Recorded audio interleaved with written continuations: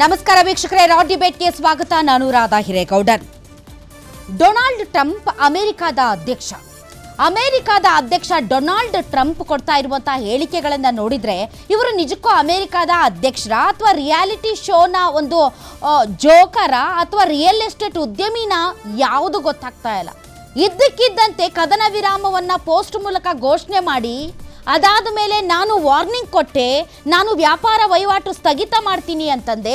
ಭಾರತ ಮತ್ತು ಪಾಕಿಸ್ತಾನ ಒಪ್ಕೊಂಡ್ಬಿಟ್ಟು ಕದನ ವಿರಾಮ ಘೋಷಣೆ ಮಾಡ್ತು ಅಂತ ಬಿಲ್ಡಪ್ ಕೊಟ್ಟು ಅದಾದ ಮೇಲೆ ಇವತ್ತು ನಾನೊಬ್ಬನೇ ಕಾರಣ ಅಲ್ಲ, ಬದಲಾಗಿ ನಾನು ಹೆಲ್ಪ್ ಮಾಡಿದೆ ಇವರಿಬ್ಬರ ನಡುವಿನ ಕದನ ವಿರಾಮಕ್ಕೆ ಸಂಬಂಧಪಟ್ಟೆ ಅಂತ ಹೇಳೋದ್ರ ಮೂಲಕ ದಿನಕ್ಕೊಂದು ಹೇಳಿಕೆ, ಕ್ಷಣಕ್ಕೊಂದು ಹೇಳಿಕೆಗಳನ್ನು ಕೊಡೋದ್ರ ಮೂಲಕ ಟ್ರಂಪ್ ಏನನ್ನ ಸಾಧಿಸ್ತಾ ಇದ್ದಾರೋ ಗೊತ್ತಿಲ್ಲ. ಆದರೆ ಭಾರತ ಮಾತ್ರ ಟ್ರಂಪ್ ವಿಚಾರದಲ್ಲಿ ಒಂದು ಸ್ವಲ್ಪ ಸೈಲೆಂಟ್ ಆಗೇ ಇದೆ. ಇವತ್ತು ಒಂದು ಹೊಸ ಬಾಣ ಬಿಟ್ಟಿದ್ದಾರೆ. ಐಫೋನ್ ಕಂಪನಿ ಏನಿದೆ ಅದು ಭಾರತದಲ್ಲಿ ತನ್ನ ಹೂಡಿಕೆ ಮಾಡಬಾರದು, ಇಲ್ಲಿ ಉತ್ಪಾದನಾ ಘಟಕವನ್ನು ಓಪನ್ ಮಾಡಬಾರ್ದು. ಆ ಮೂಲಕ ವ್ಯಾಪಾರ ವಹಿವಾಟಿಗೆ ಸಂಬಂಧಪಟ್ಟಂತೆ ಏನು ನಿರ್ಬಂಧದ ಬಗ್ಗೆ ಟ್ರಂಪ್ ಮಾತಾಡ್ತಾ ಇದ್ರು, ಅದಕ್ಕೆ ಸಂಬಂಧಪಟ್ಟಂತೆ ಇವತ್ತು ಐಫೋನ್ ಕಂಪನಿಯನ್ನು ಕೂಡ ಭಾರತಕ್ಕೆ ಬರಲಾರ್ದ ಹಾಗೆ ಮಾಡ್ತೀನಿ, ಆ ಮೂಲಕ ಯಾವ ರೀತಿ ನಿಮ್ಮನ್ನು ಕಟ್ಟಾಕ್ತೀನಿ ಅನ್ನುವಂಥ ಯುದ್ಧವನ್ನು ಘೋಷಣೆ ಮಾಡಿದ್ದಾರಾ. ನಿಜಕ್ಕೂ ಈ ಟ್ರಂಪ್ನ ಸೀರಿಯಸ್ ಆಗಿ ತಗೋಬೇಕಾ ಬೇಡವಾ?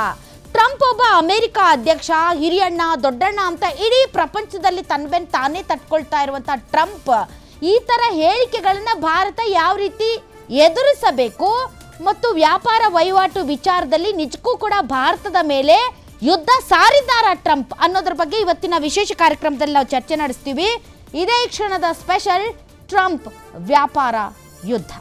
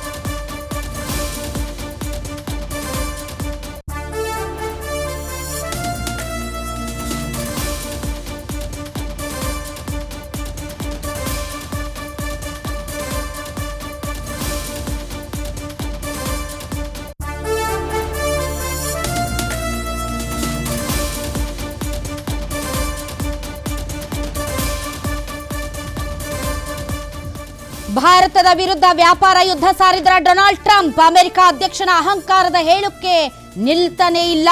ಕದನ ವಿರಾಮ ನಿಲ್ಲಿಸಿದ್ದು ನಾನೇ ಅಂತ ಬೊಬ್ಬೆ ಹೊಡೆದಿದ್ದ ಟ್ರಂಪ್ ಈಗ ಕದನ ವಿರಾಮಕ್ಕೆ ನಾನೊಬ್ಬನೇ ಕಾರಣ ಅಲ್ಲ ಅಂತಿದ್ದಾರೆ. ಭಾರತದಲ್ಲಿ ಐಫೋನ್ ಕಂಪನಿ ಹೂಡಿಕೆ ಮಾಡೋದೇ ಬೇಡ, ಐಫೋನ್ ಕಂಪನಿ ಸಿಇಒಗೆ ತಾಕೀತು ಮಾಡಿದ್ದಾರೆ ಟ್ರಂಪ್. ಭಾರತದಲ್ಲಿ ಹೂಡಿಕೆ ಮಾಡಿ ಆ ದೇಶವನ್ನು ಯಾಕೆ ಕಟ್ತೀರಿ ಉದ್ದಟತನದ ಮಾತಾಡಿದ್ದಾರೆ ಅಮೆರಿಕ ಅಧ್ಯಕ್ಷ ಟ್ರಂಪ್. ಭಾರತದಲ್ಲಿ ಹೂಡಿಕೆ ಮಾಡಬೇಡಿ ಎಂದು ವ್ಯಾಪಾರ ಯುದ್ಧ ಸಾರಿದ ಹಾಗೆ ಕಾಣ್ತಾ ಇದೆ. ಭಾರತದ ವಿರುದ್ಧ ವ್ಯಾಪಾರ ಯುದ್ಧ ಸಾರಿದ್ರ ಟ್ರಂಪ್. ಭಾರತದಲ್ಲಿ ತೆರಿಗೆ ಸಿಕ್ಕಾಪಟ್ಟೆ ಹೆಚ್ಚಿದೆ ಅಂತ ಕೂಡ ಟ್ರಂಪ್ ಮಹಾಶಯ ಹೇಳ್ತಾ ಇದ್ದಾರೆ. The work that you do with partnerships that you forge. In this case it was Pakistan. And by the way, I don't want to say I did, but I sure as hell helped settle the problem between Pakistan and India last week, which was getting more and more hostile. And all of a sudden you'll start seeing missiles of a different type. And we got it settled. I hope I don't walk out of here and 2 days later find out that it's not settled, but I think it is settled. And we talked to them about trade. Let's do trade instead of do war. And Pakistan was very happy with that, and India was very happy with that, and I think they're on the way. You know, they have been fighting for about 1,000 years, in all fairness. So I said, you know, I could settle that up. I can settle anything. Let me settle it up. Let's get them all together. How long have you been fighting? About 1,000 years. Oh, that's a lot. I'm not sure about that. I'm not sure about settling. That's a tough one. They've been fighting. Okay, ಟ್ರಂಪ್ನ ಈ ಒಂದು ವಿಚಾರಕ್ಕೆ ಸಂಬಂಧಪಟ್ಟಂತೆ Kangana Ranaut madam ಅವರು ಒಂದು tweet ಮಾಡ್ತಾರೆ. ಏನಂತ tweet ಮಾಡ್ತಾರೆ ಅಂತಂದರೆ, what could be the reason of this love loss? ಅಂದರೆ ಇಷ್ಟು ಪ್ರೀತಿ ಇದ್ದಂತಹ ಟ್ರಂಪು ಈಗ ಯಾಕೆ ಪ್ರೀತಿ ಕಳೆದುಕೊಂಡವರಂತೆ ನಡೆದುಕೊಳ್ಳುತ್ತಿದ್ದಾರೆ ಅಂತ. ಅಂದರೆ ಮೋದಿ ಮತ್ತು ಟ್ರಂಪ್ ಇಬ್ಬರು ದೋಸ್ತಿಗಳು. ಹಾಗೆ ನೋಡಿದ್ರೆ ಮೋದಿ ಅವರು ಟ್ರಂಪ್ ಅವರಿಗೋಸ್ಕರ ಸಿಕ್ಕಾಪಟ್ಟೆ ಭಾಷಣಗಳನ್ನು, ರ್ಯಾಲಿಗಳನ್ನು ಎಲ್ಲ ಮಾಡಿದ್ದಾರೆ ಅವರು ಗೆಲ್ಲಲಿ ಅಂತ. ಇಬ್ಬರ ದೋಸ್ತಿಯ ಬಗ್ಗೆ ಇಡೀ ಪ್ರಪಂಚದಾದ್ಯಂತ ಚರ್ಚೆ ನಡೆದಿತ್ತು. ಆದರೆ ಇವತ್ತು ಟ್ರಂಪ್ ಮಾತಾಡ್ತಾ ಇರೋದನ್ನು ನೋಡಿದರೆ ಸ್ವತಃ ಕಂಗನಾ ರನೌತ್ಗೆ ಅನ್ನಿಸ್ತಾ ಇದೆ ಇದು ಒಂಥರ ಲವ್ ಲಾಸ್ ಆಗಿದೆ ಅಂತ. ಅಂದರೆ ಪ್ರೀತಿ ಹೋಗ್ಬಿಟ್ಟಿದೆ, ಮೋದಿ ಅವ್ರ ಮೇಲೆ ಪ್ರೀತಿ ಹೋಗ್ಬಿಟ್ಟಿದೆ ಟ್ರಂಪ್ ಅವ್ರಿಗೆ ಅಂತ. ಏನು, he is American president but world's most loved leader is Indian prime minister. ಅವರು ಅಮೆರಿಕ ಅಧ್ಯಕ್ಷ ಇರ್ಬೋದು, ಆದರೆ ಭಾರತದ ಪ್ರಧಾನಿ ಇಡೀ ಪ್ರಪಂಚದಲ್ಲೇ ಅತಿ ಹೆಚ್ಚು ಪ್ರೀತಿಸಲ್ಪಡುವವರು. Number 2, Trump's second term but India prime minister's third term. ಟ್ರಂಪ್ದಿದು 2ನೇ ಬಾರಿ ಇರಬೇಕು, ಆದರೆ ಭಾರತದ ಪ್ರಧಾನಿಯಾಗಿ ನರೇಂದ್ರ ಮೋದಿ ಅವ್ರದ್ದು ಇದು 3ನೇ ಅವಧಿ, 4ನೇದು. Undoubtedly Trump is alpha male but our PM ಸಾಬ್ ಈಸ್ ಅಲ್ಫಾ ಮೇಲ್ ಕಾ ಬಾಪ್. ಓಕೆ, ಸೊ ಅಲ್ಫಾ ಮೇಲ್ ಕಾ ಬಾಪ್ ಅಂದರೆ ಅಲ್ಫಾ ಅವ್ರ ತಂದೆ ಅಂತ. What do you think this is personal jealousy or diplomatic insecurity? ಇದೇನು ವೈಯಕ್ತಿಕವಾದಂತಹ ಅಸೂಯೆನಾ ಅಥವಾ ರಾಜತಾಂತ್ರಿಕ ವ್ಯವಸ್ಥೆಯಲ್ಲಿ ಒಂದು ರೀತಿಯಾದಂತಹ ಅಭದ್ರತೆ ಟ್ರಂಪ್ ಅವರನ್ನು ಕಾಡ್ತಾ ಇದೆಯಾ ಅಂತ ಚೆನ್ನಾಗೇ ಬರೆದಿದ್ದಾರಪ್ಪ. ಇದರಲ್ಲಿ ತಪ್ಪೇನೂ ಇಲ್ಲ ಕಂಗನಾ ರನೌತ್ ಅವ್ರು ಬರೆದಿರೋದು. ನೀನು 2ನೇ ಬಾರಿಗಪ್ಪ ಅಧ್ಯಕ್ಷ, ನಮ್ಮ ಪ್ರಧಾನಿಗಳು 3ನೇ ಅವಧಿಗೆ ಅಧ್ಯಕ್ಷರು. ನಿಮಗೆ ಅಮೆರಿಕ ಜನ ಪ್ರೀತಿಸ್ಬೋದು, ಆದರೆ ನಮ್ಮ ಪ್ರಧಾನಿನ ಇಡೀ ಪ್ರಪಂಚದ ಜನ ಪ್ರೀತಿಸ್ತಾರೆ. ನೀನು ಅಲ್ಫಾ ಮೇಲ್ ಆದರೆ ಅಲ್ಫಾ ಮೇಲ್ ಕಾ ಬಾಪ್ ನಮ್ಮ ಪ್ರಧಾನಿ ಅಂತೆಲ್ಲ ಹೇಳಿ, ಇದು ಏನು ರಾಜತಾಂತ್ರಿಕ ವ್ಯವಸ್ಥೆಯಲ್ಲಿ ಟ್ರಂಪ್ ಎದುರಿಸ್ತಾ ಇರುವಂತಹ ಒಂದು ಅಭದ್ರತೆನಾ ಅಥವಾ ಪರ್ಸ್ನಲಿ ಜಲಸಿನಾ ಅಂತ ಟ್ವೀಟ್ ಮಾಡಿದರು ಮೇಡಮ್ ಅವರು, ಕಂಗನಾ ಮೇಡಮ್ ಅವರು. ಇದ್ದಕ್ಕಿದ್ದಂತೆ ಟ್ವೀಟ್ನ ಡಿಲೀಟ್ ಮಾಡಾಕ್ಬಿಟ್ರು. ಯಾಕೆ ಅಂತ ಅದನ್ನು ಟ್ವೀಟಲ್ಲೇ ಹೇಳಿದ್ದಾರೆ. ಯಾರ ಬಗ್ಗೆ? JP ನಡ್ಡಾ ಅವ್ರ ಬಗ್ಗೆ, BJP ರಾಷ್ಟ್ರಾಧ್ಯಕ್ಷರ ಬಗ್ಗೆ. ಏನು ಹೇಳಿದ್ದಾರೆ ಅಂತಂದರೆ, respected national president Shri JP ನಡ್ಡಾಜಿ ನನಗೆ ಫೋನ್ ಮಾಡಿದರು ಮತ್ತು ನೀನು ಹಾಕಿದೆಯಲ್ಲ ಟ್ವೀಟು ಅಲ್ಫಾ ಕಬಾಬ್, ಆ ಟ್ವೀಟನ್ನು ನೀನು ಡಿಲೀಟ್ ಮಾಡು ಅಂತ ಹೇಳಿದರು. ಹಾಗಾಗಿ ನಾನು ಈ ಟ್ವೀಟನ್ನು ಡಿಲೀಟ್ ಮಾಡ್ತಾ ಇದ್ದೇನೆ ಮತ್ತು ಇದು ನನ್ನ ವೈಯಕ್ತಿಕ ಅಭಿಪ್ರಾಯ ಆದ್ದರಿಂದ ಮತ್ತು JP ನಡ್ಡಾ ಅವರು ನನಗೆ ಇನ್ಸ್ಟ್ರಕ್ಷನ್ಸ್ ಕೊಟ್ಟಿರೋದ್ರಿಂದ ನಾನು ಇದನ್ನು ಇಮಿಡಿಯೇಟ್ಲಿ ಡಿಲೀಟ್ ಮಾಡ್ತಾ ಇದ್ದೀನಿ, ಥ್ಯಾಂಕ್ಸ್ ಅಂತ.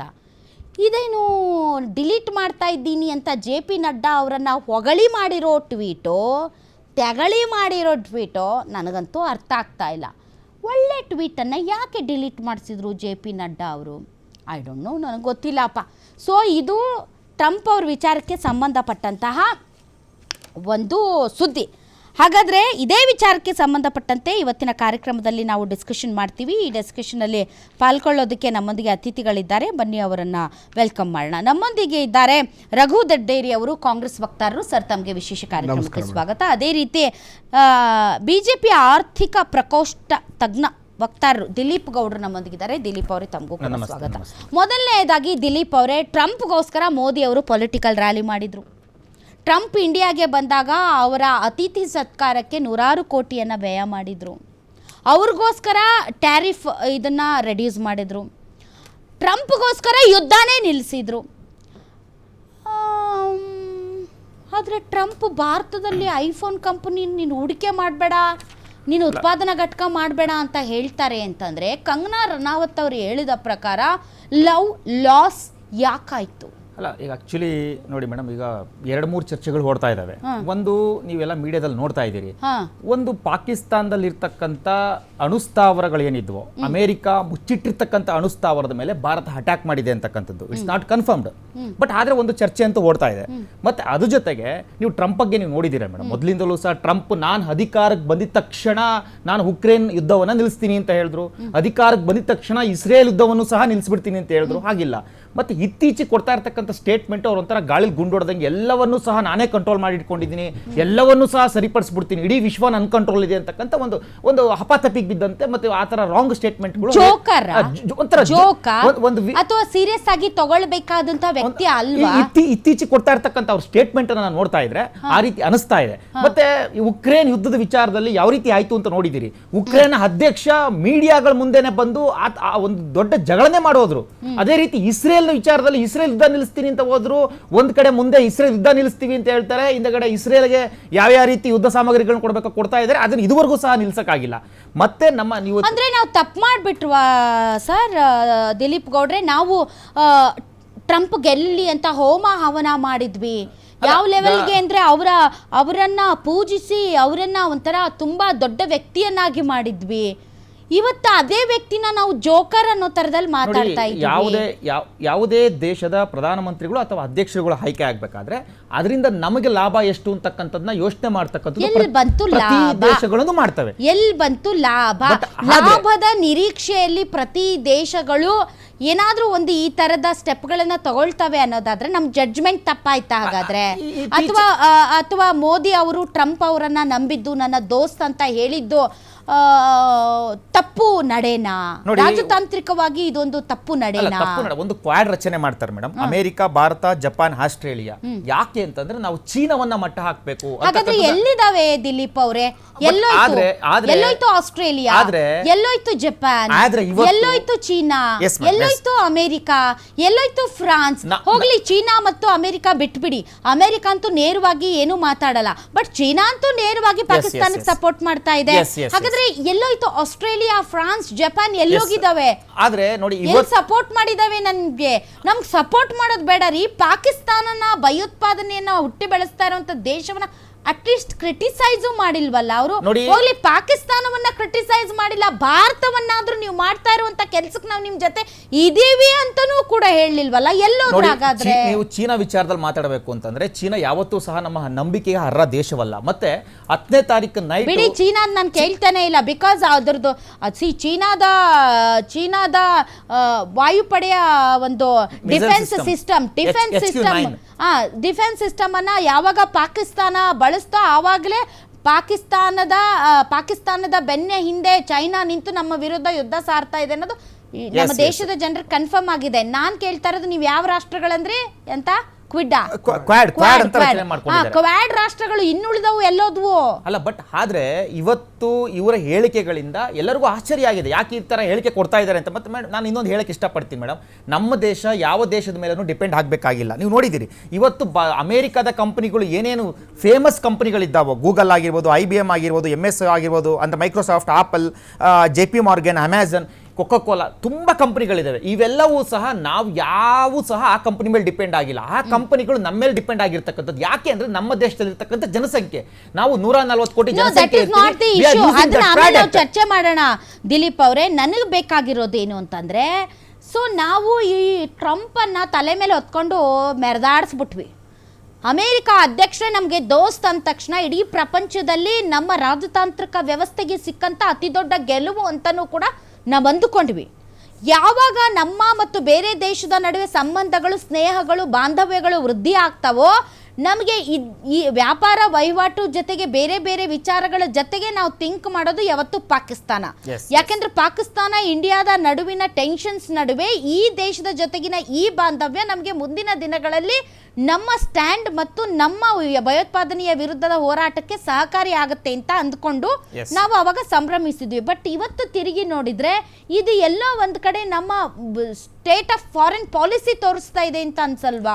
ಎಸ್ ನೋಡಿ, ಇವತ್ತು ಅಮೇರಿಕ ತೆಗೆದುಕೊಂಡಿರ್ತಕ್ಕಂಥ ಸ್ಟೆಪ್ ಏನು, ಇವತ್ತು ಐಫೋನ್ ಕಂಪನಿಯ ಒಂದು CEO ಜೊತೆ ಮಾತಾಡಿರ್ತಕ್ಕಂಥದ್ದು, ಇನ್ನು ಆಲ್ರೆಡಿ ಐಫೋನ್ ಪ್ರೊಡಕ್ಷನ್ ಆಗ್ತಾ ಇದೆ ಮೇಕ್ ಇನ್ ಇಂಡಿಯಾ ಅಂಡರಲ್ಲಿ. ನರೇಂದ್ರ ಮೋದಿ ಅವರು, ನೀನು ಒಂದು ಮೊಬೈಲ್ ತಯಾರು ಮಾಡ್ತೀಯಾ, ನಮ್ಮ ದೇಶದಲ್ಲಿ ಸೇಲ್ ಮಾಡಬೇಕಾ, ನೀನು ಮೇಕ್ ಇನ್ ಇಂಡಿಯಾ ಅಂಡರಲ್ಲಿ ನಮ್ಮ ದೇಶದಲ್ಲೇ ನೀನು ತಯಾರು ಮಾಡಬೇಕು ಅಂತಕ್ಕಂಥದ್ದು ರೂಲ್ಸ್ ಮಾಡಿದರೆ, ಅದರಿಂದ ಫಾಕ್ಸ್ಕಾನ್ ಅಂತ ಒಂದು ಕಂಪನಿಗಳಿಗೆ ಇಲ್ಲಿ ಕರ್ನಾಟಕದಲ್ಲಿ ಒಂದು ಯೂನಿಟ್ ಇದೆ, ತಮಿಳುನಾಡಲ್ಲಿ 2 ಯೂನಿಟ್ ಇದೆ. ಈ ಯೂನಿಟ್ಗಳನ್ನ ಮಾಡಿ ನಮ್ಮ ದೇಶದಲ್ಲೇ ಮೇಕ್ ಇನ್ ಇಂಡಿಯಾದಲ್ಲಿ ಮಾಡ್ತಾ ಇದ್ದಾರೆ. ಇನ್ನು ಎಕ್ಸ್ಟ್ರಾ ಇನ್ವೆಸ್ಟ್ಮೆಂಟ್ನ ಐಫೋನ್ ಕಂಪನಿ ಇಲ್ಲಿ ಹೂಡಿಕೆ ಮಾಡುವಾಗ ಘೋಷಣೆ ಮಾಡಿತ್ತು. ಬಟ್ ಆದರೆ ಇವತ್ತು US ಪ್ರೆಸಿಡೆಂಟ್ ಕೊಟ್ಟಿರ್ತಕ್ಕಂಥ ಹೇಳಿಕೆ ಅದು ಯಾವ ಒಂದು ಆಧಾರದ ಮೇಲೆ ಕೊಟ್ಟಿದ್ದಾರೆ ಅಂತಕ್ಕಂಥದ್ದು ನಮ್ಗೆ ಅರ್ಥ ಆಗ್ತಾ ಇಲ್ಲ.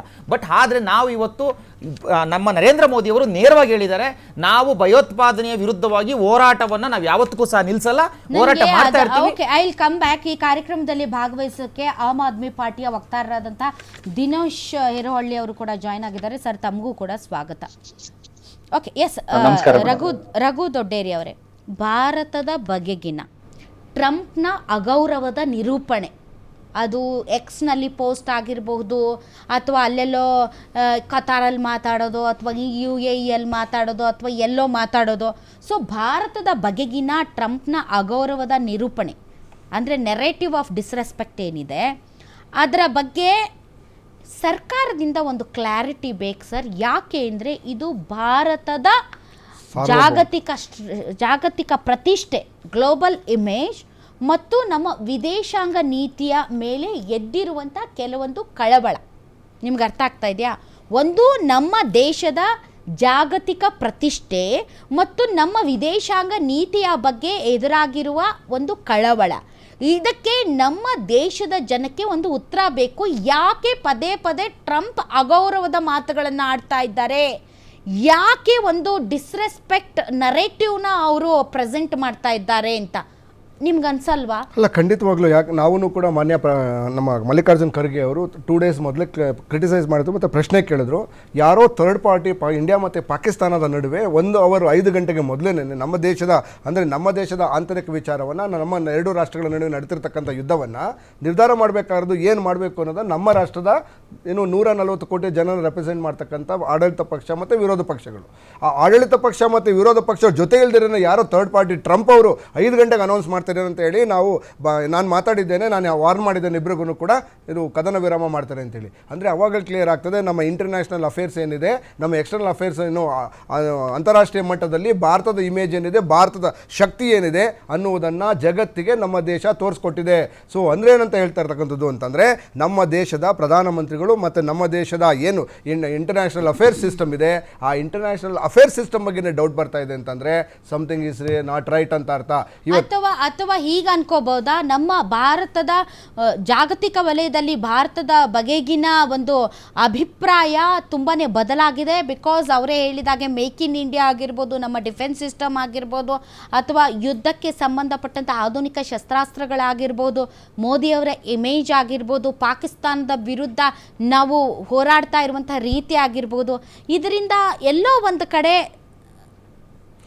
ಅಬ್ಸಲ್ಯೂಟ್ಲಿ ಅದು ಆ ಥರದ್ದು ನನಗೆ ಅನ್ಸುತ್ತೆ. ದಟ್ ಈಸ್ ಆಲ್ಸೋ ಅದು ಕೂಡ ನಮ್ಮ ವಿದೇಶಾಂಗ ನೀತಿಯ ಒಳಗಡೆ, ದೊಡ್ಡೇರಿ ಅವರೇ, ಅದು ಕೂಡ ವಿದೇಶಾಂಗ ನೀತಿಯ ಒಳಗಡೆನೆ ಬರುತ್ತೆ. ಅದೇನು ವಿದೇಶಾಂಗ ನೀತಿಯ ಹೊರಗಡೆ ಬರಲ್ಲ. ನಾನು ವಿದೇಶಾಂಗ ನೀತಿಯಲ್ಲೇ ಇಟ್ಕೊಂಡು ನಾವೇನು ಮೇಕ್ ಇನ್ ಇಂಡಿಯಾ ಮತ್ತು ಏನು ಆತ್ಮನಿರ್ಭರ್ ಭಾರತ್ ಅಂತ ಹೇಳಿ ಏನು ಬಿಜೆಪಿಯ ನರೇಂದ್ರ ಮೋದಿ ಅವರ ಜುಮ್ಲಾ ಏನು ಸ್ಲೋಗನ್ಗಳು, ಓಕೆ, ಮೇಕ್ ಇನ್ ಇಂಡಿಯಾ ಯಾಕೆ ಫೇಲ್ ಆಯಿತು? ಈಗಲೂ ಕೂಡ 915 ಬಿಲಿಯನ್ ಅನ್ನು ಯಾಕೆ ಇಂಪೋರ್ಟ್ ಮಾಡ್ಕೊಳ್ತಾ ಇದ್ದೀರಿ? ಮ್ಯಾನುಫ್ಯಾಕ್ಚರಿಂಗ್ ಹೇಳಿದ್ರು, ಏನು ಬಿಜೆಪಿ ನರೇಂದ್ರ ಮೋದಿ ಅವರು ಅಧಿಕಾರಕ್ಕೆ ಬಂದ ತಕ್ಷಣ ಆತ್ಮನಿರ್ಭರ ಭಾರತ ಮತ್ತು ಮೇಕ್ ಇನ್ ಇಂಡಿಯಾ ಬಂತರ ಇಂಡಿಯಾ ಇಡೀ ದೇಶದಲ್ಲಿ, ಇಡೀ ಪ್ರಪಂಚದಲ್ಲಿ ಭಾರತದ ಪ್ರಾಡಕ್ಟ್ಗಳು will stick on to our ಇದು ಏನು ಯುದ್ಧದ ಪರಿಸ್ಥಿತಿಗೆ. ನಾವು ದೇಶದ ಸ್ವಾವಲಂಬನೆ ಮತ್ತು ಆತ್ಮನಿರ್ಭರ್ ಮೇಕ್ ಇನ್ ಇಂಡಿಯಾ ಅದು ಯಾವ ರೀತಿ ಬೇರೆ ಬೇರೆ ಸೆಕ್ಟಾರ್ಗಳಲ್ಲಿ ಯಾವ ರೀತಿ ಅದು ಅಭಿವೃದ್ಧಿಗೆ ಪೂರಕವಾಗಿ, ಅಥವಾ ನಾವು ಯಾವ ರೀತಿ ಆತ್ಮನಿರ್ಭರ ಆಗಿದ್ದೀವಿ ಅನ್ನೋದನ್ನು ನಾವು ಆರ್ಥಿಕವಾದಂತಹ ದುರ್ಬಿನಲ್ಲಿ ನೋಡೋದನ್ನ ಈ ಕ್ಷಣಕ್ಕೆ ಬಿಟ್ಟು ಓನ್ಲಿ ನಾವು ನಮ್ಮ ರಾಜತಾಂತ್ರಿಕ ವ್ಯವಸ್ಥೆ ಮತ್ತು ಡಿಫೆನ್ಸ್, ಈಗ ಪ್ರಶ್ನೆ ಎದ್ದಿರೋದೇ ಡಿಫೆನ್ಸ್. ಯಾಕೆಂದ್ರೆ ಡಿಫೆನ್ಸ್ ಅಲ್ಲಿ ನಮ್ಮ ಯುದ್ಧೋಪಕರಣಗಳು ಮತ್ತು ನಮ್ಮ ಆಯುಧಗಳು, ನಮ್ಮ ಶಸ್ತ್ರಾಸ್ತ್ರಗಳು ಯಾವ ರೀತಿ ಪಾಕಿಸ್ತಾನವನ್ನ ಓರೆಗೆ ಹಚ್ಚಿವೆ, ಯಾವ ರೀತಿ ಪಾಕಿಸ್ತಾನವನ್ನ ವಿಲವಿಲ ಅಂತ ಒದ್ದಾಡುವಾಗ ಮಾಡಿದೆ, ಅಲ್ಲಿಗೆ ಸ್ಟಿಕ್ ಆನ್ ಆಗೋಣ ನಾವು. ಅದರ ಆಚೆಗೆ ನಾವು ಅಲ್ಲ ಒಂದು ವಿಚಾರವನ್ನ ದಯವಿಟ್ಟು ಅರ್ಥ ಮಾಡ್ಕೊಳ್ಳೋಣ. ಈ ಪಾಕಿಸ್ತಾನ ಒಂದು ನೊಣ ಇದ್ದಾಗೆ, ಒಂದು ಸೊಳ್ಳೆ ಇದ್ದಾಗೆ. ಸೊಳ್ಳೆ ಇರ್ತಕ್ಕಂಥ ನಮ್ಮದು ಒಂದು ಜೇನನ್ನು ದೊಡ್ಡ ಆನೆ ಅಂತಿರ್ತಕ್ಕಂಥ ಭಾರತದ ಮುಂದೆ ಒಂದು ಸೊಳ್ಳೆ ಕೂಡ atomic power nation. Atomic power ಅಲ್ಲ, ಒಂದ್ ನಿಮಿಷ. ಅಟಾಮಿಕ್ ಪವರ್ ಹಾಕಿದ್ರೆ, ಅಟಾಮಿಕ್ ಬಾಂಬ್ ಅನ್ನ ಹಾಕಿದ್ರೆ ಯಾವುದೋ ಒಂದು ವಿಲೇಜ್ ಹೋಗ್ಬೋದು. 140 ಕೋಟಿ. ಒಂದ್ ನಿಮಿಷ ಕೇಳಿಸ್ಕೊಳ್ಳಿ, ನಾನು ನೆಗೆಟಿವ್ ಬಗ್ಗೆ ಒಂದ್ ನಿಮಿಷ ಕೇಳಿಸ್ಕೊಳ್ಳಿ.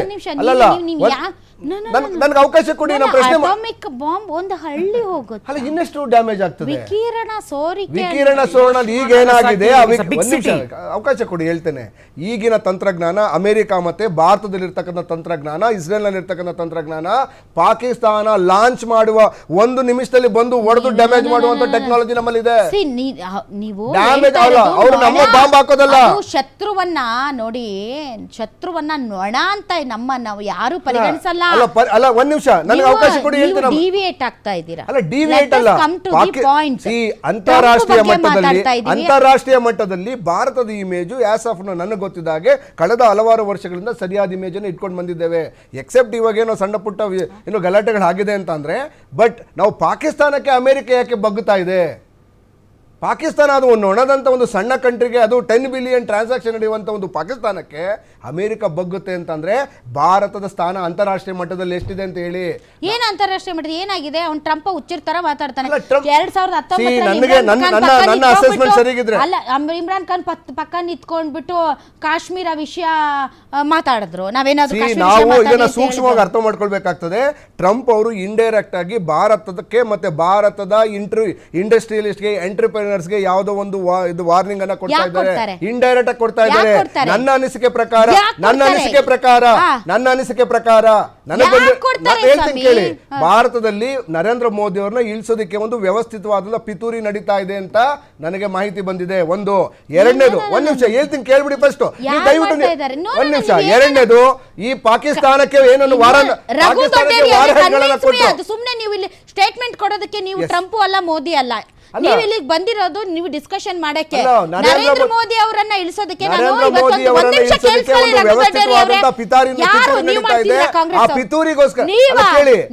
ಬಿಜೆಪಿ ಒಳಗಡೆ ನಡೀತಾ ಇದೆ, ಬಿಜೆಪಿ ಒಳಗಡೆ ಒಂದು ಪಿತೂರಿ ನಡೀತಾ ಇದೆ ಅಂತ ಮಾಹಿತಿ ಬಂದಿದೆ.